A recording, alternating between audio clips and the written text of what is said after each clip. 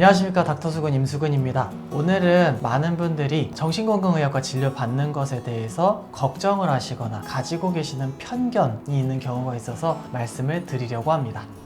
정신과 진료를 받으면은 기록이 유출이 된다던가 네. 누군가가 알 수 있지 않을까 이런 거 실제로 걱정을 하는 분들이 되게 많은데 네. 이거에 대해서 어떻게 생각하시는지. 사실은 의무 기록을 남길 때 진료를 받으시는 분이 원하시면 개인적인 민감한 사항들은 되도록 넣지 않기도 하거든요. 의학적인 증상하고 경과들을 남기는 게 중요하지 그 사람의 세세한 개인정보를 다 남길 필요는 없습니다. 헌데 정답부터 말씀을 드리자면 여러분께서 진료를 받으셨을 때 그 의무 기록, 내가 했던 말들, 진료의 경과들을 세세하게 다 남들이 들여다보고 알아볼 수 있는 방법은 없습니다.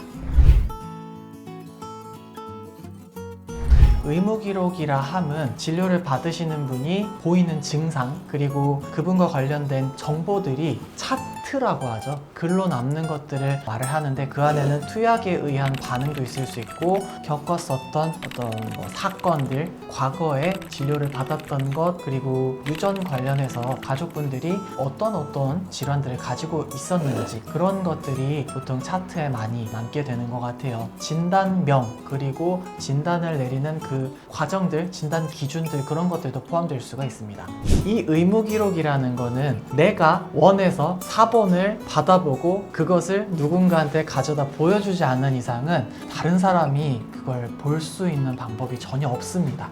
얼핏 듣기로는 취직할 때 정신과 진료 인력 같은 게 불이익이 될 수도 있는 경우가 있다고 들어요. 취업을 할 때 이거는 사실 뭐 공공기관도 마찬가지예요. 공무원으로 취업을 할 때도 그렇고 보통의 기업에 취업을 할 때도 과거 진료를 받았었던 의료 기록 그리고 진단 코드라고 하거든요. 우리가 의료보험 혜택을 받을 때 진료를 받을 때마다 이런 처방을 내릴 때는 우리가 이런 진단명을 넣고 보험 처리가 된다라고 하는데 하다못해 그 진단 코드를 열어보는 것이 가능하겠느냐 이것을 동의를 받기도 하는데 사실 회사들에서 어떤 기업이나 공공기관에서 그 진단 코드를 본인의 동의가 있었다 해도 열어볼 수 있는 방법도 없습니다. 건강상의 이유로 취업에 불이익을 준다라는 것이 어차피 성립이 되지 않기 때문에 걱정할 필요도 없으시고 열어볼 수 있는 방법도 없습니다.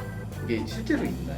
소견서를 가져와서. 네, 맞아요. 그러면은 저희가 정신질환자 또는 마약 중독자, 심신미약자가 아니다라는 진단서를 떼어드릴 수 있거든요. 그렇게 해서 가지고 가시는 분들이 있습니다. 그리고 중요한 거는 취업에 영향을 주는 정신질환자의 정의가 2016년에 개정된 정신보건법에 따르면 망상, 환각, 사고나 기분의 장애 등으로 인해서 독립적으로 일상생활을 영위하는데 중대한 제약이 있는 사람들로 한정되고 있기 때문에 일을 할 수 없는 정신질환자에 속하는 그 범위가 굉장히 줄어든 것 같아요. 그래서 정신질환자 또는 마약 중독자에 해당하는 경우도 걱정을 할 만큼 그렇게 많지 않다라고 생각을 하셔도 좋을 것 같습니다.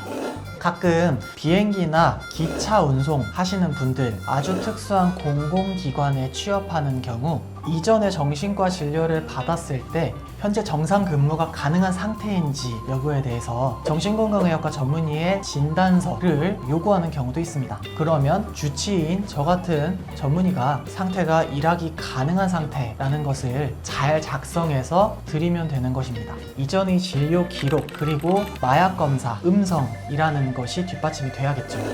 만약에 그 주치의가 약간 이 사람의 약간 취직을 돕기 위해서 약간 좀 증상을 좀 약하게 그런 경우도 있을까요? 사실은 의무 기록들이 그 사람의 경과들이 많이 담겨져 있기 때문에 그냥 갑자기 밑도 끝도 없이 이 사람은 말짱하고 괜찮고 다 좋을 것이다 라고 써버리기에는 너무 그 사람의 증상이 재발했을 때 파급력이 클 수도 있고 사고가 일어날 가능성도 있어서 그럴 때는 뭐 그런 정상 소견을 써준 의료진으로서도 당연히 책임을 지게 되거나 고소를 당할 수도 있는 것이고 진단서나 소견서를 쓸 때는 언제나 조심해서 사실에 근거해서 써드리게 될 수밖에 없는 것 같아요. 진짜 작정하고 이 사람이 취직을 해야 되는데 원래 다니던 병원 안 가고 새로운 병원에 가서 뭘 통상적으로 진단서가 나가기 위해서는 6개월 이상의 외래 진료 아니면은 1개월 이상의 입원 진료 기록이 있을 때 진단서가 나가게 되고, 기간이 다 채워지지 않는다고 해도 도구를 이용한 임상 심리 검사를 했을 때 속속들이 다 드러날 것들이 있기 때문에 통하기는 좀 좀 어려울 것 같아요.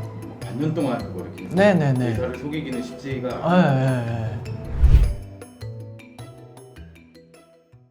그 실비보험 가입할 때 보험회사 측에서 건강보험 진료받았던 내역을 확인해도 되겠느냐 동의를 받고, 실제로 그 진단 코드들이 들어간 그 정도를 볼 수 있는 것 같아요. 근데 사실 뭐 모든 사람들이 다 난치성의 정신질환을 갖고 있는 게 아니기 때문에 피기질성 불면증 아니면 그냥 불안 상태 이런 것들이 들어있다고 해서 회사마다 다 기준이 있기 때문에 그것이 다 보험 가입이 안 되는 것도 아니고, 정신건강의학과 진료를 받으시고 그것에 대해서 실비보험을 받으시는 분들도 요즘에 있으시더라고요. 세부 내역서랑 소견서 받아가시고, 그렇게 했을 때 제가 담당하고 있는 환자분들 중에서는 그렇게 곤란한 상황에 처하는 경우는 아직까지 보지 못했던 것 같아요.